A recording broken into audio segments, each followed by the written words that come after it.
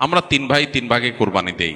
এক ভাইয়ের অবস্থা ভালো, তাই সে বেশিরভাগ টাকা দেয়, আর আমরা অল্প কিছু পরিমাণ শরিক হই।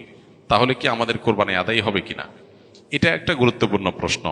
কোরবানি দেওয়ার ক্ষেত্রে বিশেষ করে যখন ভাই ব্রাদাররা মিলে কোরবানি দেন, তখন এরকম পরিস্থিতি তৈরি হয়। একটা গরুর দাম ধরেন 70,000 টাকা, তো এক ভাই তার উপার্জন অনেক কম, সেজন্য সে 5,000 টাকা দিছে, আর বাকি টাকা যেটা আছে সেটা হয়তো বাকি ভাইরা দিস।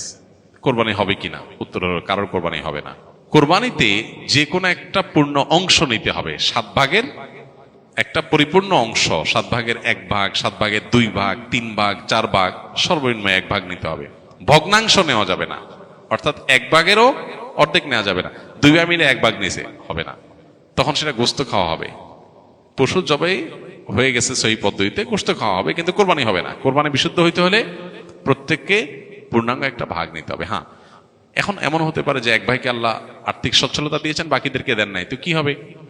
তখন সচ্ছল যিনি, তিনি তার পক্ষ থেকে কোরবানি দিয়ে বাকি সবাইকে সবার পক্ষ থেকে দিবেন, যে ঠিক আছে তোমার পক্ষ থেকে একটা শেয়ার, তুমি টাকা দিলা না, আমি তোমারটা দিয়ে দিলাম, এটা হতে পারে।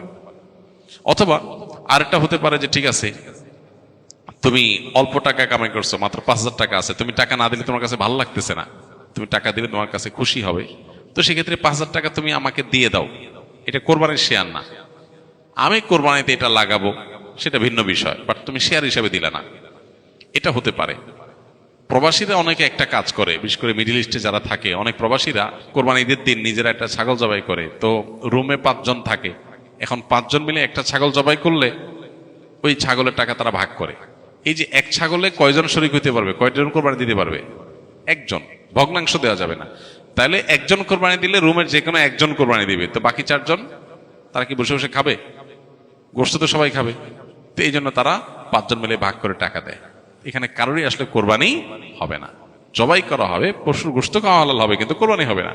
যদি কোরবানি হতে হয় তাহলে এমন করা যেতে পারে, 5 জন মিলে টাকা দিল একজনকে, দিয়া বললো ভাই আপনি মুরব্বী মানুষ, বড় মানুষ, বা আপনি যে কোনো কারণে আমাদের থেকে ভিন্নতর, তো এই টাকাটা আমরা সবাই তুলে আপনাকে দিলাম, কোরবানিটা আপনার তরফ থেকে আপনি দেন।